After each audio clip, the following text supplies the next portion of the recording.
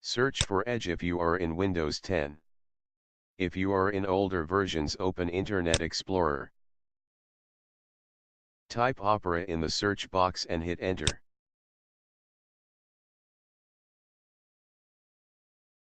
Click the first link in the search results.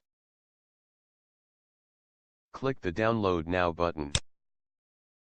Once the download is finished, click the Run button.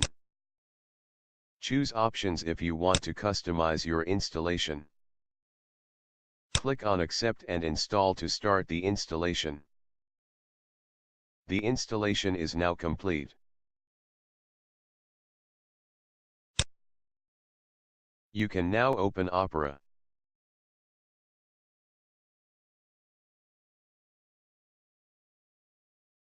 Search for anything to check if the internet is working in Opera.